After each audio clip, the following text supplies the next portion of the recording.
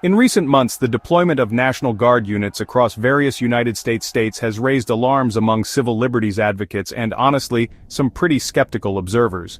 While these moves are often presented as temporary measures to address emergencies or crime, a broader pattern is emerging, one that suggests increasing military involvement in domestic affairs, and really, a quiet shift in the relationship between the government and its citizens.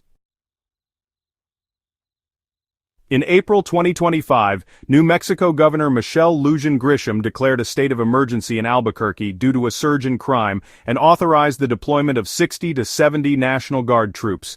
Starting mid-May, these guardsmen will patrol the city's Route 66 corridor, helping with traffic control, securing crime scenes, distributing supplies, and managing drones. While officials stress the guards will not be armed or engaging in law enforcement, many question the precedent being set by using military personnel in civilian roles. Mayor Tim Keller and Police Chief Harold Medina claim this move will free up police resources and avoid direct military enforcement. Still, critics argue that this normalizes a military presence on city streets and distracts from investing in long-term solutions to crime.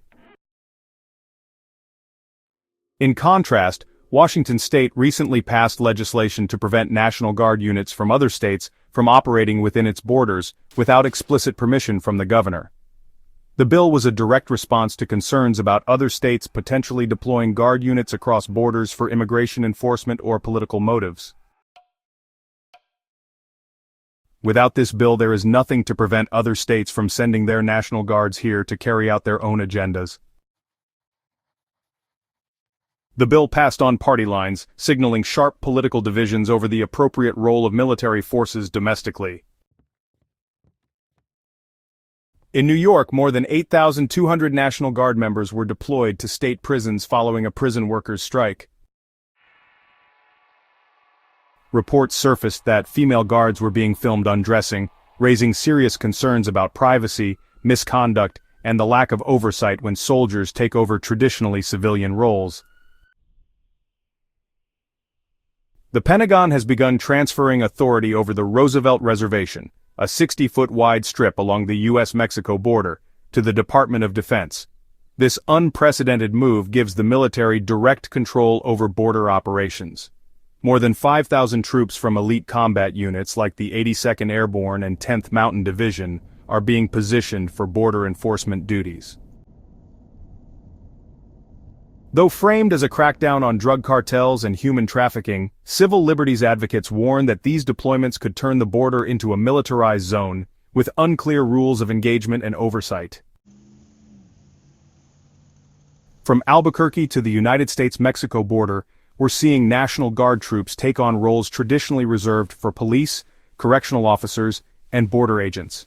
Washington's attempt to protect its sovereignty only highlights the fact that such deployments are becoming more frequent, and honestly, potentially more politically driven. The concern isn't just about legality or overreach, it's about what happens when military force is normalized in everyday American life. What does it mean for democracy when soldiers replace civil servants? When accountability becomes murkier? When oversight is bypassed in the name of emergency? Whether this trend is the result of strategic planning, political theater, or maybe just a quiet shift in governance, one thing is clear: Americans deserve transparency, accountability, and a full explanation. Because right now it feels like something is happening behind the scenes, and the public has a right to know what that is.